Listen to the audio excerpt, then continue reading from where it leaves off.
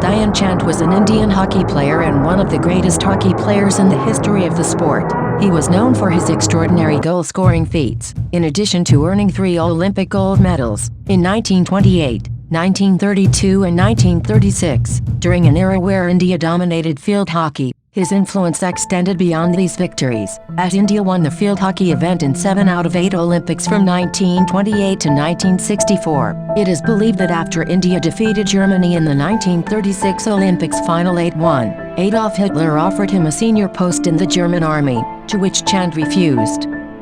History. Dhyan Chand was born in Allahabad on August 29, 1905 in a Rajput family. He was one of the most prominent Indian field hockey players. He was the elder brother of another hockey player Roop Singh, and the son of Sharadha Singh and Sameshwar Singh. His father was enlisted in the British Indian Army, and he played hockey for the army. He had 2 brothers, Mul Singh and Roop Singh. Because of his father's numerous army transfers, the family had to move to different cities, and as such Chand had to terminate his education after only 6 years of schooling. The family finally settled in Jhansi, Uttar Pradesh, India. He graduated from Victoria College, Gwalior in 1932. Being in the military, his father got a small piece of land for a house. Young Chand had no serious inclination towards sports, though he loved wrestling. He stated that he did not remember whether he played any hockey worth mentioning before he joined the army, though he said that he occasionally indulged in casual games in Jhansi with his friends. The Hindi word Chand literally means the moon. Since Dhyan Singh used to practice a lot during the night after his duty hours, he used to wait for the moon to come out so that the visibility in the field, during his era there were no floodlights, improved. He was hence called Chand by his fellow players, as his practice sessions at night invariably coincided with the coming out of the moon. Early life. On August 29, 1922, his 17th birthday, Chand enlisted in the 1st Brahmins of the British Indian Army as a sepoy. A reorganization of the army that year resulted in the 1st Brahmins becoming the 1/1 St. Punjab Regiment. Between 1922 and 1926, Chand exclusively played army hockey tournaments and regimental games. Chand was ultimately selected for the Indian Army team, which was to tour New Zealand. The team won 18 matches, drew 2 and lost only 1, receiving praise from all spectators. Following this, in the 2 test matches against the New Zealand squad, the team won the first and narrowly lost the second. Returning to India, Chand was promoted to Lansnake in 1927. After successfully lobbying for reintroducing field hockey in the Olympics, the newly formed Indian Hockey Federation, IHF, made preparations to send its best possible team for the 1928 Amsterdam Olympics. In 1925, an interprovincial tournament was held to select the team members. 5 teams participated in the inaugural nationals: United Provinces, UP, Punjab, Bengal, Rajputana and Central Provinces. Chand got permission from the army to play for the United Provinces team. Career. Buoyed by the success of the tournament, it was decided that it would be held every 2 years. After 2 more trial matches between various hopefuls, the Olympic team, including Chand as center forward, was announced and assembled in Bombay. Center half Bhumikaran Niger was selected as the captain. The IHF was initially low on funds since the provinces of Bombay, Madras and Burma had turned the deaf ear to their financial appeal, but they managed to scrape enough money. The Olympic team then played a match against the Bombay 11, and amazingly lost 3-2, even though Singh scored both his team's goals. With a quiet send-off, the team left for England on the 10th of March, to play 11 matches against local sides as well in the London-focused One Festival in 1927, winning all. It was also said that Great Britain did not send a team in 1928 to the Amsterdam Olympics after their national team was defeated by the Indian team at Focused One. This is best cited in Capper's book Romance of Hockey, where a dispatch of H. Sutherland Stark, London representative of Sports, a magazine of Lahore, tells the story better than any other comment. For reasons it is difficult to understand, the English Hockey Association have taken up a very stiff attitude towards Indian hockey in recent years and have repeatedly been tweeted about it by even their own supporters. The editor of a leading sports newspaper described them to me as an intensely conservative body, but there seems to be something more than conservative behind their unwillingness apparently ever to meet India in a full international encounter. Finally, on the 24th of April, the team arrived in Amsterdam to embark on a tour of the Low Countries. In all the pre-Olympic matches against local Dutch, German and Belgian teams, the Indian team won by large margins. In the 1928 Amsterdam Summer Olympics, the Indian team was put in the Division A table, with Austria, Belgium, Denmark and Switzerland. On the 17th of May, the Indian national hockey team made its Olympic debut against Austria, winning 6-0, with Chand scoring 3 goals. The next day India defeated Belgium 9-0, however Chand only scored once. On the 20th of May, Denmark lost to India 5-0, with Chand netting 3. 2 days later, he scored 4 goals when India defeated Switzerland 6-0 in the semi-finals. The final match took place on the 26th of May, with India facing the home team of the Netherlands. The Indian team's better players Feroz Khan, Ali Shaukat and Kher Singh were on the sick list and Chand himself was ill. However, even with a skeletal side, India managed to defeat the hosts 3-0, with Singh scoring 2, and the Indian team won its country's first Olympic gold medal. Chand was the top scorer of the tournament, with 14 goals in 5 matches. A newspaper report about India's triumph said, "This is not a game of hockey, but magic. Dhyan Chand is in fact the magician of hockey." On returning to India, the team was received by thousands of people at the Bombay harbour, compared to the 3 people who had seen them off. The Olympic team then played practice matches in India before heading for Colombo. In 2 matches in Ceylon, the Olympic team beat the All Ceylon the 11th 20-0 and 10-0. Wrote one newspaper on the first match, 20, "Perfection is perilous, for attempts the gods." For once, this was proved wrong, for even the god of weather paid tribute to the genius of the Indian players. Rain clouds, which had threatened to ruin the game, vanished into the blue, and thousands of spectators spent a happy hour marveling at the incomparable artistry of the Indian team. The India team set sail for San Francisco on the 30th of May, and arrived on the 6th of July. They reached Los Angeles 3 weeks before the opening ceremony of the Olympics, which took place on the 30th of July.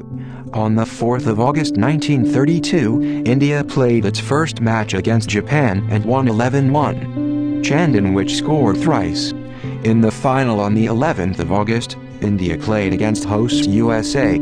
India won 24-1, a world record at that time, until it was broken in 2003, and once again clinched the gold medal. This time, Chand scored 8 times. In fact, Chand along with his brother Roop, scored 25 out of the 35 goals scored by India. This led to them being dubbed the Hockey Twins. One Los Angeles newspaper wrote, "The All-India field hockey team which G.V. Sandhi brought to Los Angeles to defend their 1928 Olympic title was like a typhoon out of the east. They trampled under their feet and all but shoved out of the Olympic Stadium the 11 players representing the United States." The team then embarked on a tour of the United States. They played a match on the 20th of August against the United States the 11th, almost the same team that they had faced in Los Angeles. Even after loaning its second keeper Arthur Hine, for a half, the team won 24-1.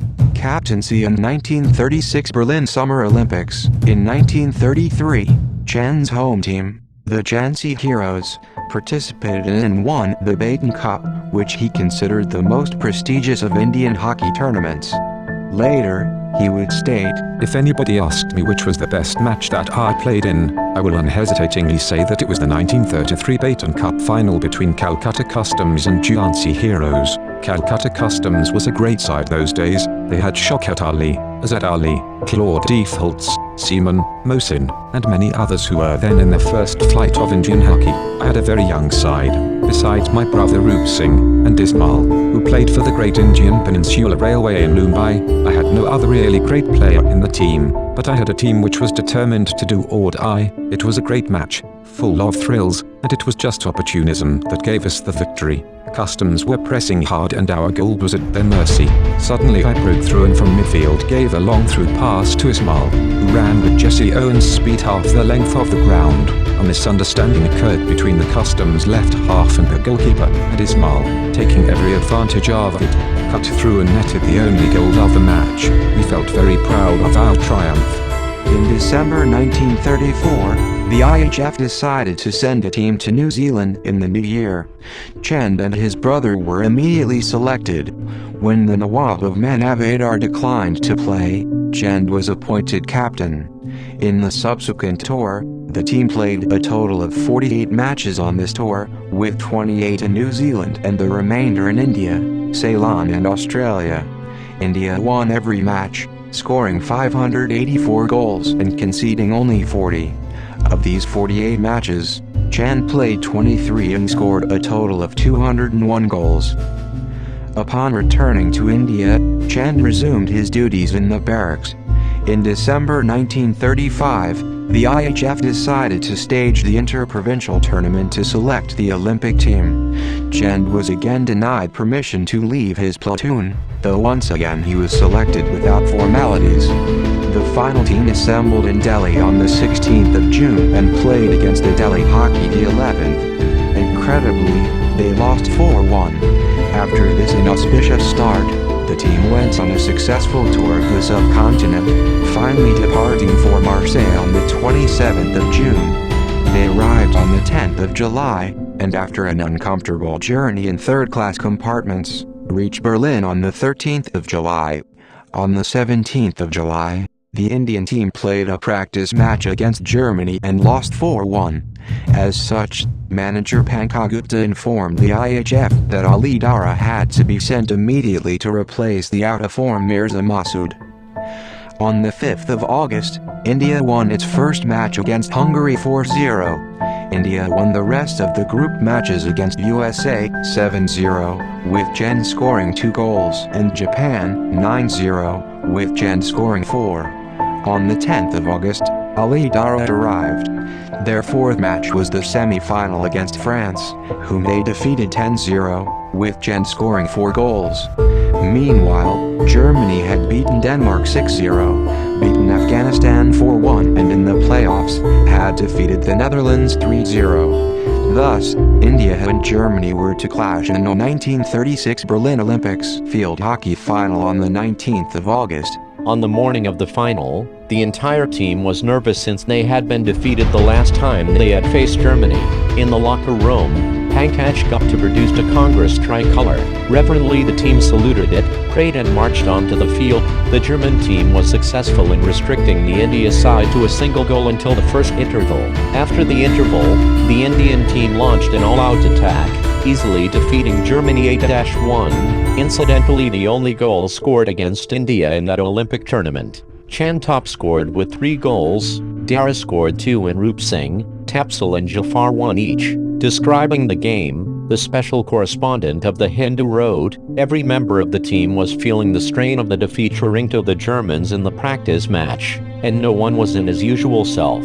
I never saw a hockey team from India, where the game is definitely of a superior standard compared to the rest of the world, being so obsessed on the eve of the match. The players were nervous as to what the result of the match would be, which was heightened by the feeling that the burden of the country's honor was on their shoulders. The game was played at a fast pace and was packed with thrilling incidents. The Germans undercut and lifted the ball, but the Indian team countered with brilliant half-volleying and amazing long shots. Twice Dara attempted to score but was declared offside. Dhyan Chand discarded his spiked shoes and stockings and played with bare legs and rubber soles and became speedier in the second half. The vigorous German attacks were brilliantly saved by Allen and Tapsal. The goal scored by Vice of Germany was the only goal scored against the Indians throughout the tournament. The whole Indian team put up a splendid display. Dhyan Chand and Dara impressed by their combination, Tapsal by his reliability and Jafar by his tremendous bursts of speed. Known as the Wizard or the Magician of Hockey for his superb ball control, Chand played internationally from 1926 to 1949. He scored 570 goals in 185 matches according to his autobiography, Goal. After 34 years of service, Chand retired from the Indian Army on August 29, 1956 as a lieutenant. The government of India honored him the same year by conferring him the Padma Bhushan, India's third highest civilian honor. After retirement, he taught at coaching camps at Mount Abu, Rajasthan. Later, he accepted the position of chief hockey coach at the National Institute of Sports, Peshila, a post he held for several years. Chand spent his last days in his hometown of Jhansi, Uttar Pradesh, India. Chand died on December 3, 1979 at the All India Institute of Medical Sciences, Delhi. He was cremated at the Jhansi Heroes Ground in his hometown. His regiment, the Punjab Regiment, accorded him full military honors. His birthday, August 29th, is celebrated as National Sports Day in India every year. Final years and awards. Known as the Wizard or the Magician of Hockey for his superb ball control, Chand played internationally from 1926 to 1949. He scored 570 goals in 185 matches according to his autobiography, Goal. After 34 years of service, Chand retired from the Indian Army on August 29, 1956 as a lieutenant. The government of India honored him the same year by conferring him the Padma Bhushan, India's third highest civilian honor. After retirement, he taught at coaching camps at Mount Abu, Rajasthan. Later, he accepted the position of chief hockey coach at the National Institute of Sports, Peshila, a post he held for several years. Chand spent his last days in his hometown of Jhansi, Uttar Pradesh, India. Chand died on December 3, 1979 at the All India Institute of Medical Sciences, Delhi. He was cremated at the Jhansi Heroes Ground in his hometown. His regiment, the Punjab Regiment, accorded him full military honors. His birthday, August 29th, is celebrated as National Sports Day in India every year. Legacy. Dhyan Chand remains a legendary figure in Indian and world hockey. His skills have been glorified in various apocryphal stories and anecdotes. A number of such these revolve around the fact that Singh had an extraordinary control over dribbling the ball. Chand's birthday, August 29th, is celebrated as National Sports Day in India. The president gives away sport-related awards such as the Rajiv Gandhi Khel Ratna, Arjuna Award and Dronacharya Award on this day at the Rashtrapati Bhavan, India. The 20th National Award 2012, the Gem of India, awarded by the Union Minister of India, was given to Dhyan Chand. The award was received by Dhyan Chand's son, Ashok Dhyan Chand, a hockey Olympian in his own right, on behalf of his deceased father. The award was given by Journalist Association of India under the flagship of Journalists Federation of India, Siraford Auditorium, New Delhi, India, on September 22, 2012. India's highest award for lifetime achievement in sports is the Dhyan Chand Award, which has been awarded annually from 2002 to sporting figures who not only contribute through their performance but also contribute to the sport after their retirement. The National Stadium, Delhi was renamed Dhyan Chand National Stadium in 2002 in his honor. This is not a game of hockey, but magic. Dhyan Chand is in fact the magician of hockey. Thank you.